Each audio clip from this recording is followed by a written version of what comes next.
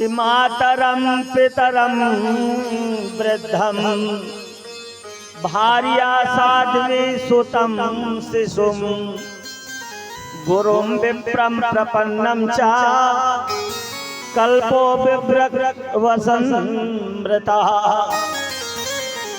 जो मनुष्य समर्थ होते हुए विवृद्ध माता पिता और पतिव्रता स्त्री, पुत्र, बालक, गुरु और ब्राह्मण शरणागत का पालन नहीं करता, वो जीवन मृतक के समान कहा गया है। बोलो वृंदावन बिहारी लाल। घर में समर्थ है, भाई दुखी है, बंधु दुखी हैं, माता पिता दुखी हैं, गुरु दुखी हैं, तो तुम पैसे वाले बनते हो किस काम के? किस काम के? ये भगवान बता रहे हैं। कहते हैं इस प्रकार से कभी नहीं करना चाहिए।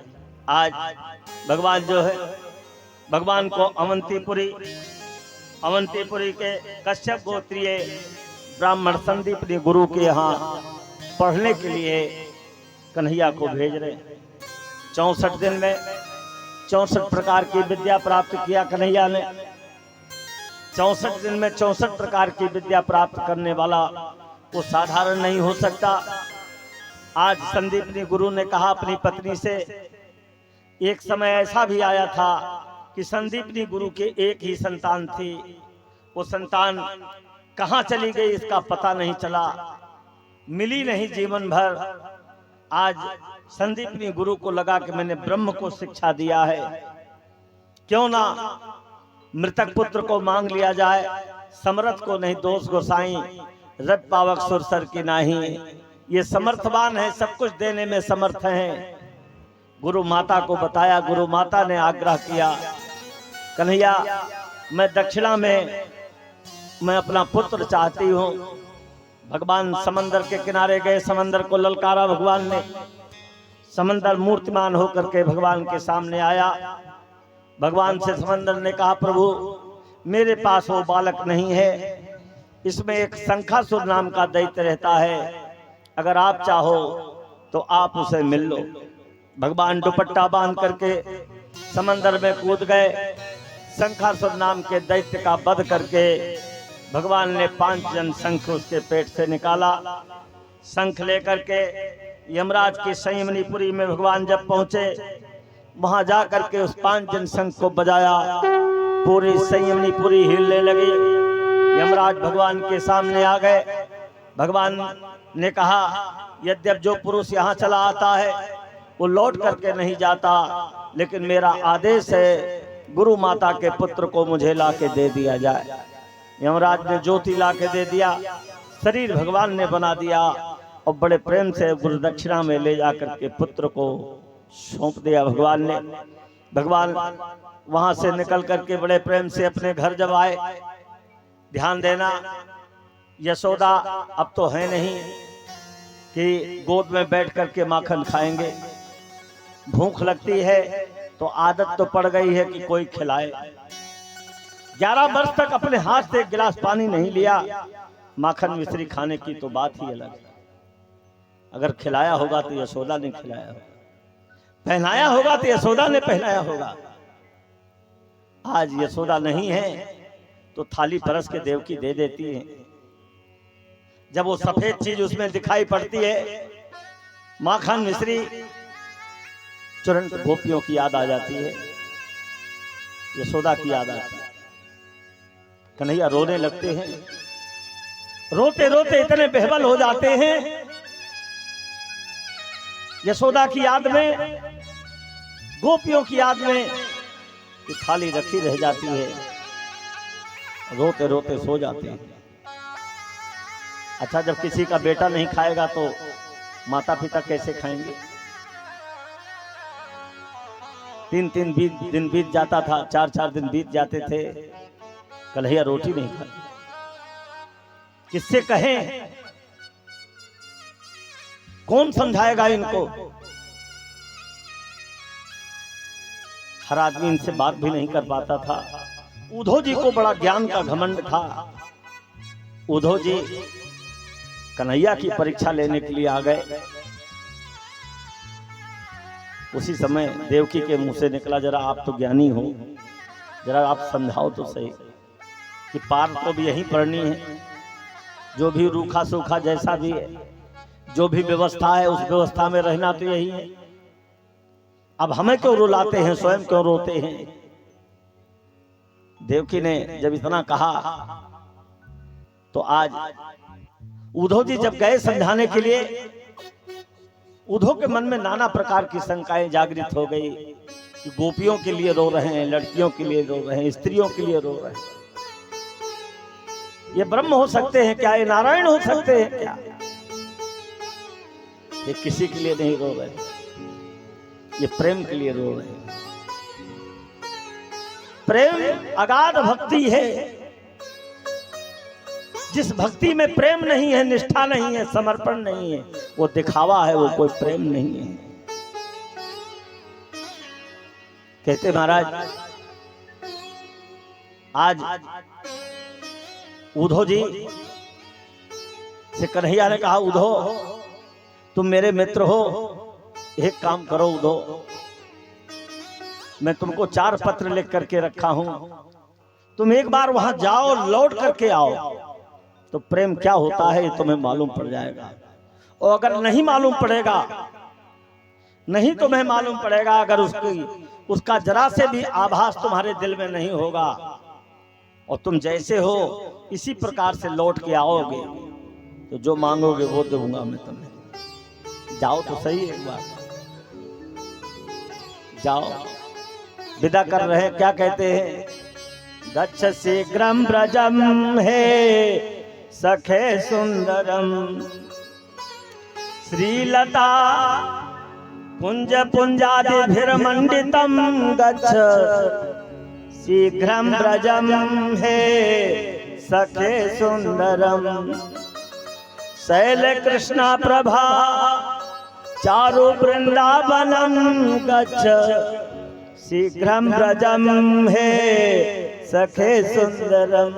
ध्यान देना, एक पत्रम तु नंदाई वही दीयताम, द्वितीयम यशोदा करे चैव भो, वा तृतीयम विदम राधिकायै सखे, तत्र गत्वा हि तन्मन्दिरम सुंदरम, गच्छ शीघ्रम ब्रजम है सखे सुंदरम। एक पत्र तुम नंद बाबा को देना, एक यशोदा को, एक मेरी गोपियों को, और एक कदली वन में बैठी हुई मेरी प्रियतमा श्री राधा जी को देना। 4 पत्र लेके उद्धव जी जब चले, गोधूली बेला का समय, उद्धव जब मथुरा से गोकुल पहुंच रहे हैं, गायें सब लौट करके नंद बाबा की आ रही थी। रथ कृष्ण का है। गायों ने जब रथ को देखा, सारी गायें रभा करके दौड़ी और रथ को रोक लेती है। 9 लाख गायों के बीच में फंस गए। उद्धव जी पछाड़ खा रही हैं गायें, रथ को सूंघती हैं और कन्हैया को नहीं पाती तो पछाड़ खा के उद्धव जी का दिमाग वहीं खराब हो गया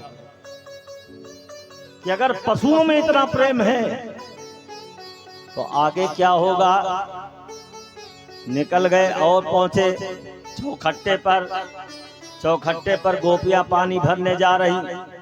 रथ देख करके सारी गोपियां भाग खड़ी होती हैं। जिन्होंने कुएं में रस्सी घड़ा डाल दिया वो रस्सी घड़ा कुएं में ही चला गया, वैसे ही भागी है। चौखट्टे पर खड़ी भई, लगता है कन्हैया आए रहो है। कन्हैया तो आयो ना। रथ जब पहुंचो वहां तो देख करके सारी गोपियां कहती हैं, जरा परिचय दे सकते हो अपना, कौन हो तुम? बोले मैं कृष्ण का मित्र हूं। तो क्या ये देखने आए हो कि हम लोग बची हैं कि मर गई? बची हैं, मरी नहीं है अभी। और उनसे बता देना कि जिस कुटिया में, जिस स्थिति में, जिस परिस्थिति में, जिस गरीबी में, जिस अमीरी में हम रहती थी वैसे ही है। वो भले राजा बन गए होंगे, उनके तो नौकर चाकर हो गए होंगे, हाथी घोड़ा लगे होंगे, वो तो राजा बन गए मथुरा के। वो काहे को हमें सबे पूछेंगे, अब बड़ो आदमी बन गए ना। गोपियां भाव से कह रही हैं और इतना कह करके कुछ गोपी तो रोने ही गई। उद्धव जी ने कहा देवियों तुम रो मत, तुम्हारी खबर लेने के लिए ही हमको भेजा है। ये पत्र पढ़ो आप लोग, इसमें आपका ही सब कुछ लिखा है। पत्र दे दिया। उन्होंने पूछा अच्छा ये बताओ नंद महल कहाँ है? बोले जो ये पानी बहता हुआ आ रहा है ना, इसी पानी को पकड़ लो और जहां ये पानी जा करके खत्म हो जाए वही नंद का महल है। पानी का मतलब नहीं समझा? बोले ये पानी कोई कुएं का पानी नहीं है, नाली का पानी नहीं है, ये 9 लाख गायों के आंसुओं का पानी है। जो गायें रात दिन रो रही हैं ना कन्हैया के लिए, ये उनके आंसुओं का पानी। ये जंगल में जो मोर रहते हैं ना, वो श्याम श्याम कह करके रात दिन रोते रहते हैं, ये उनका पानी है।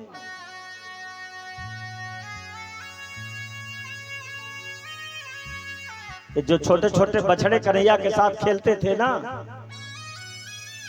वो दूध नहीं पीते अपने माँ का, ये उनका पानी है।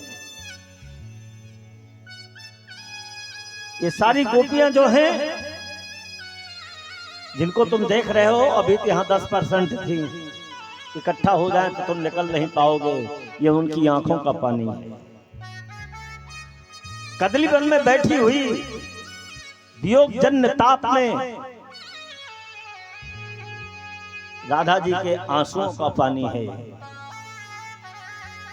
और ये सब नंद महल से ही आ रहा है। चले जाओ।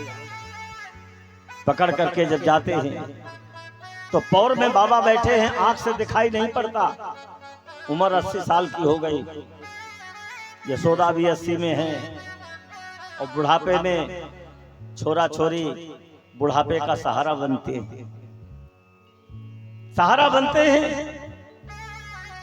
बाबा पौर में बैठे हैं और यशोदा चांदी के कटोरे में माखन लेकर के और पूरे आंगन में घूम रहे हैं। कन्हैया मैं यहाँ हूँ, कन्हैया मैं यहाँ हूँ। कन्हैया तो मथुरा है, कन्हैया यहाँ।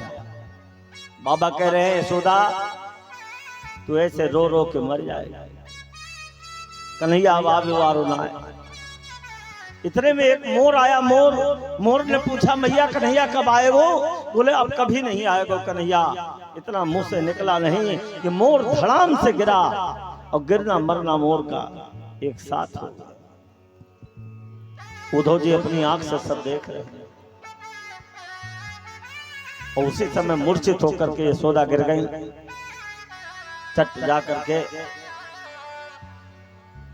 कन्हैया तो थे नहीं, भगवान उद्धव जी तुरंत अपने उनका सिर अपने जंघे पर रख करके मैया भैया तुम कौन हो? मैं उद्धव हूँ, कृष्ण का मित्र हूँ। कैसे आना हुआ? क्या तुम हमको लेने के लिए आए हो क्या? ले चलो, मेरा बुढ़ापा गर्द हो जाएगा। कोई देखने वाला नहीं। उद्धव जी स्वयं रोने लगे। मोर गिरा, अपनी आंख से उद्धव जी ने देखा। अगर वो देवकी मिल जाए तो मैं माफी मांगूंगी।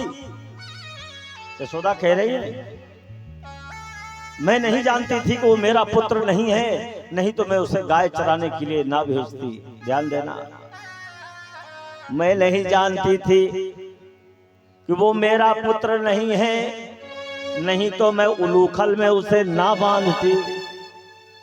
और मैं नहीं जानती थी कि वो मेरा पुत्र नहीं है, नहीं तो मैं छड़ी लेकर के मारने के लिए उसे ना दौड़ती। इतना कह करके रोने लगी। और उद्धव जी को लेकर के गायों के गोष्ठ में जब गई, गायें रभा रही हैं, बछड़े रभा रहे हैं, सूख गई हैं सारी गायें। मोर बांदर और गोपियों का घर सब वीरान हो चुका है। और जब कदली वन में पहुंची तो राधा जी एक काले भौरे से लड़ रही थी और उद्धव जी पीछे खड़े होकर देख रहे थे।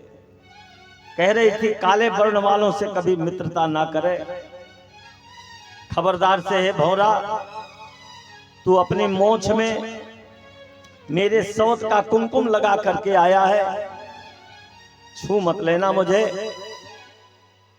अपवित्र मत कर देना, दूर हो जाओ। कहते हैं समदर्शी बनते हैं, बाली को छुप करके मारा, राजा बलि का सर्वस्व हरण कर लिया, शूर्पणखा पति बनाने के लिए आई तो उसका नाक कान काट लिया।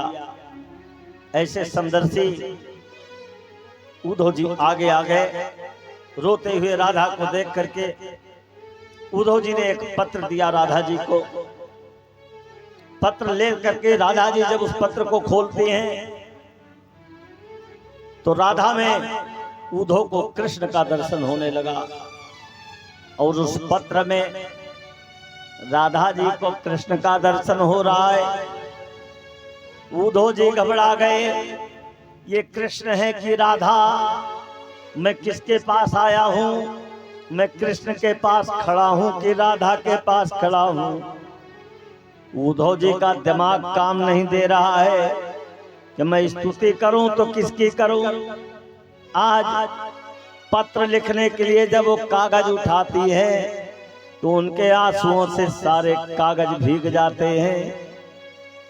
पत्र लिखना बंद कर दिया। उद्धव जी ने कहा मैंने मौखिक सब कुछ देख लिया है, मैं आपसे वादा करता हूं, और जो आंसू गिरे हैं आंखों से राधा जी के, लीला सरोवर बन गया।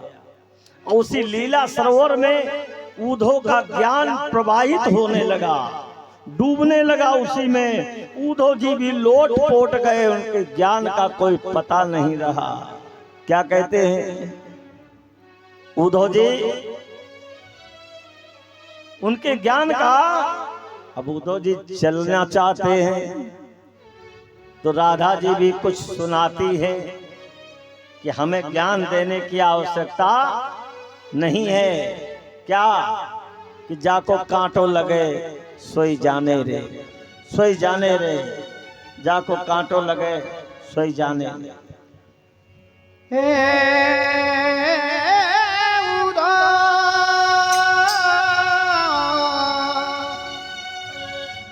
मत आइयो समझाने।